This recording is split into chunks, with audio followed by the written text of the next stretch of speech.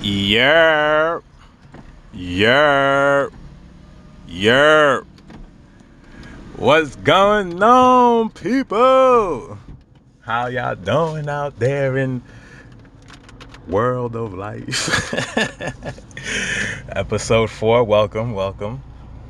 I hope y'all having a great Labor Day weekend. Happy Labor Day, by the way. Gotta love Labor Day. Has the word label has the word labor in it, and some of us are fortunate enough to not have to labor on this day. So shout out to the national holidays that allow us to have some time off. So people, today's topic at hand was an interesting one, and one that I think we deal with on I don't want to say a daily, but one that we've been exposed to as far as like the mindset nowadays, right? And this topic is based on relationships, y'all. Oh shit, looking for love out there, but I can't find it. Sorry.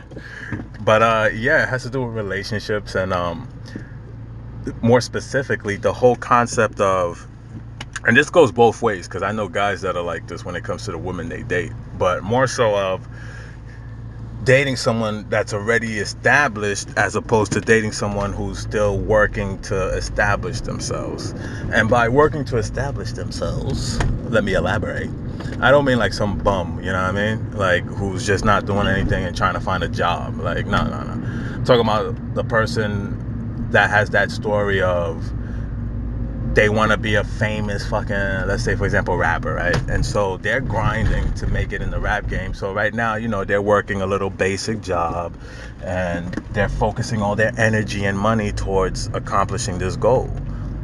And the conversation was women who sometimes don't date guys because of that, because they rather date the person once they've already been established, and just that whole notion of what do you bring to the table.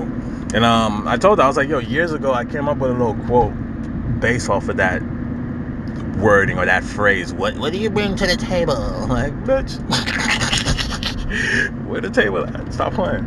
But we've become so focused on what's being brought to the table that we forget and sometimes overlook the table etiquette of that person, you know what I mean?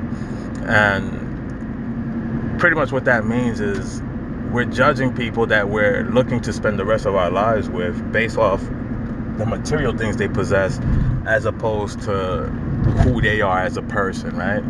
Which, honestly, if you ask me, before all these luxurious riches and material items were invented, you kind of just had to, like, go with who that person was, as whether it be personality, characteristics, it was more in depth as to the person being the product being brought to the table as opposed to what is that person bringing to the table, And it was really interesting, the conversation in itself, because I feel like the luxury of choosing whether or not to date a dude that's still working to make it or a dude that's already established is one left towards, like, attractive women. Like, that's what you see out there, right? It's the attractive women that usually get, for pardon my French, tricked on. I mean, that's the word they use when guys with money spend money on girls for just no reason. And so it's like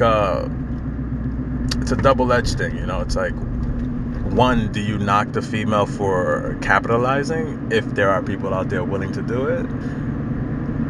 Or two, do you knock the guy for being so openly willing to just give away what he's worked hard for just for a pretty face? You know what I mean? So it becomes one of those things that's complicated. And at the end of the day, I told her, honestly, it boils down to the individuals. You know what I mean? I know some shorties that don't mind a dude that's grinding to make it, as long as that person treats them right and is committed to them and isn't out there, leading them on and, for lack of better words, fucking around, what I'm saying?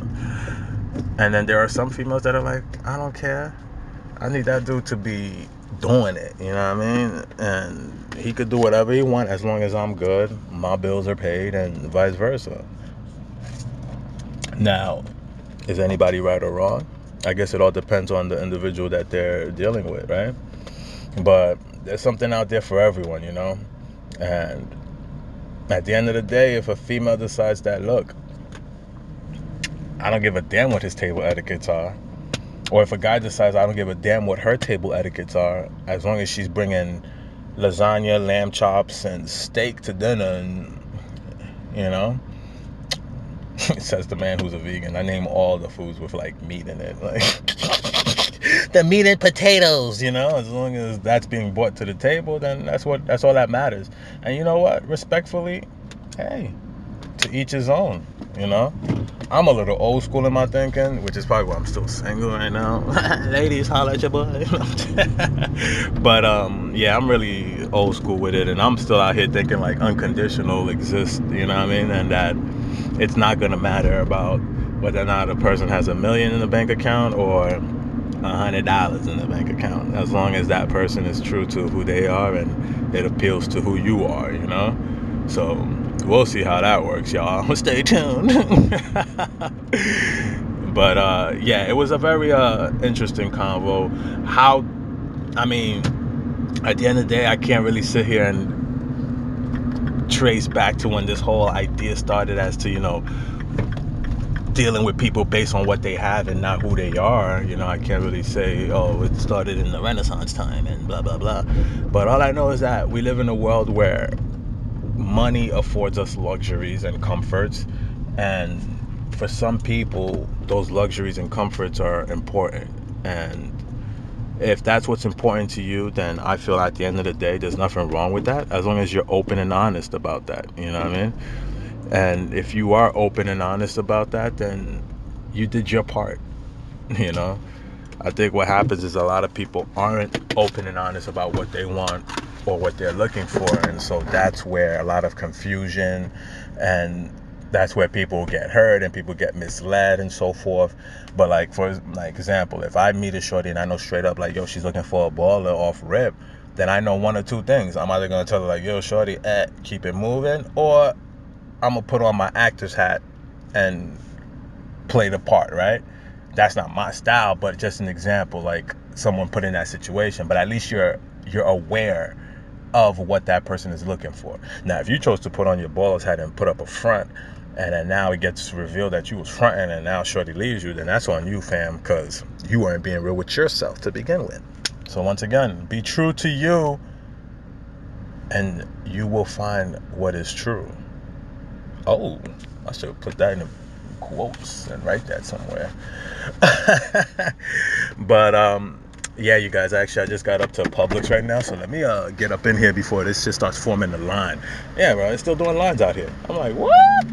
I thought this COVID shit was gone. No, I'm just kidding. But be safe out there, y'all, and remember, love truthfully, right?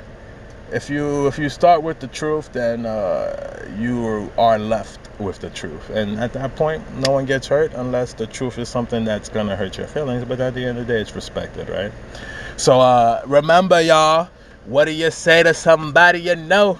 You hit them with a yeah.